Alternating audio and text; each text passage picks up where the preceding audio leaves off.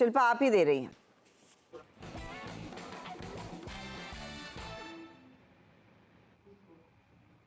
जी हर्षिता जी, यहाँ पे थोड़ा क्योंकि पीएसयूज में सबसे ज़्यादा डैमेज है और मार्केट क्रिटिकली थोड़ा डाउनसाइड जा रहा है, तो एक रिस्की ट्रेड है। बट यहाँ पे मुझे लगता है कैनरा बैंक में 580 का पुट जो रफली 17-18 रुपीज़ के बीच में ट्रेड कर रहा है, आप इसमें पार्टिसिपेट कीजिए। छोटा सा स्टॉप लॉस इसमें रखते हैं 14 रुपये का। यहाँ पे पहला टारगेट 22 से लेकर 23 के बीच रहेगा, और अगर इसके ऊपर ये सस्टेन करता है, मतलब स्टॉक और नीचे जाता है, देन यू विल सी 26 से लेकर 28 के लेवल्स भी।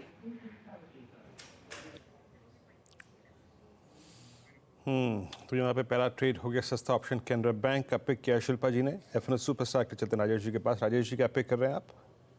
राजेश पालवे जी। तो वीरेन जी, पॉलीकैप पे बाय करने की सलाह है। एक कंटिन्यूटी बनी हुई है अप ट्रेंड की, और जिस तरीके से stock all time high trajectory में ट्रेड कर रहा है, अगर आज के डेटा में भी देखें तो लॉन्ग बिल्टअप बनते हुए दिखे, करीब 6% के आसपास के ऊपर इंटरेस्ट ऐड होते हुए दिखे। हमें लगता है पॉलीकैप फ्यूचर का ये मोमेंटम फर्दर एक्सटेंड होते हुए दिख सकता है। 6040 6050 तक के अपसाइड के टारगेट इसमें आते हुए दिख सकते हैं। स्टॉप लॉस जो रखना होगा वो करीब होगा 5910 के आसपास। ओके, तो ये फिलहाल आपके लिए एक अपॉर्चुनिटी पॉलीकैप में बन रही है, और पॉलीकैप इनफैक्ट आज अच्छी तेजी में भी है। मानस, मिड कैप फंडा?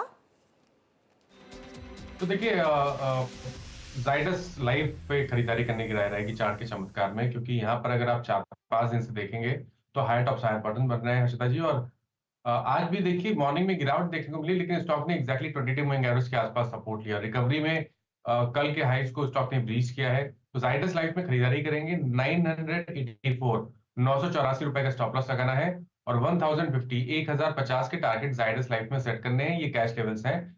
अगर ऑप्शन में ट्रेड लेना चाहें तो 1000 वाला कॉल ऑप्शन जो 40 रुपए पे ट्रेड हो रहा है, वहां पर आप 29 रुपीज के स्टॉप लॉस खरीदारी करिए 60 रुपए के टारगेट के लिए। ओके, जाइडस लाइफ 1008 पे ट्रेड करता हुआ ये। और अब चलते हैं शरद जी के पास। शरद जी का मिड कैप फंडा पिक करने के लिए। शरद जी क्या पिक कर रहे हैं आप? पीवीआर आइनॉक्स काफी बढ़िया करेक्शन ऑलरेडी स्टॉक झेल रहा है। मुझे लगता है कि जो डोमिनेंट पोजीशनिंग अब पीवीआर आइनॉक्स के मर्जर के बाद इनकी हो गई है, अगले 3-6 महीनों में ज्यादातर जो रिलीजेस हैं वो भी मच बेटर हैं। और आपके अपडेट के लिए बता दूं, मैं मूवी देखने गया था, मैदान देखी मैंने, उसी में 3-4 एड्स और भी देखे मैंने। तो मुझे लगता है आने वाला कंटेंट भी काफी इंटरेस्टिंग है, और मूवी जो आपका फुटफॉल है वहां भी इम्प्रूवमेंट आनी चाहिए। तो हमारा ये मानना है कि ये जो मर्जर है, इंटीग्रेशन बेनिफिट्स हैं, वो भी आपको आने वाले समय में दिखाई देने चाहिए। अगले साल हम ये उम्मीद कर रहे हैं कि अर्निंग्स करीब 45-50 रुपए के आसपास आएगी, और जो नए इनोवेटिव वेज में कंपनी सब्सक्रिप्शन वगैरह ऑफ डेज में या वीक डेज में दे रही है, उसका भी फायदा कंपनी की टोटल ऑक्यूपेंसी में दिखना चाहिए, और एड रेट्स वगैरह में भी थोड़ी इंप्रूवमेंट मिलनी चाहिए।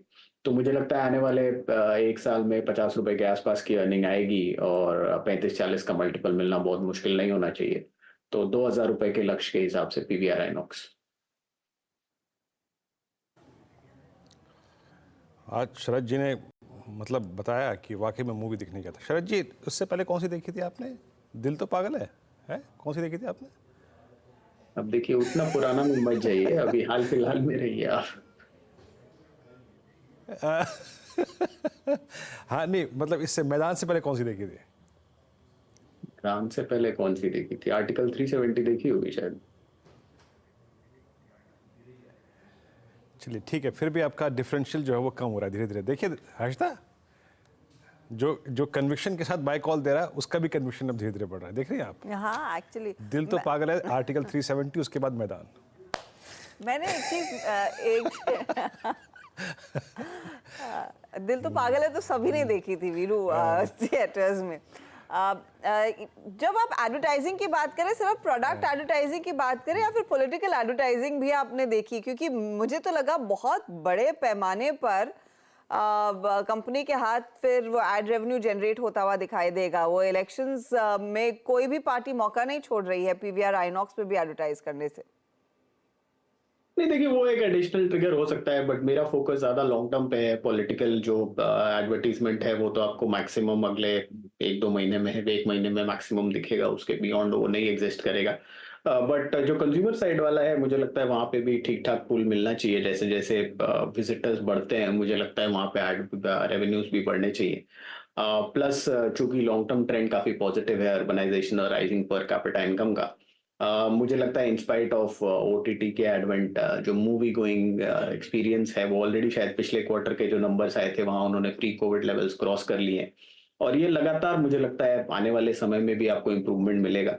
क्योंकि एक चीज जो ज्यादातर लोग मिस कर रहे हैं कि एक बहुत बड़ा तबका है अभी भी इस देश में जिसने शायद मल्टीप्लेक्स एक्सपीरियंस नहीं किया है, और जैसे जैसे साउथ वाला फोकस इनका बढ़ता है वो भी प्ले ऑन करने लगेगा।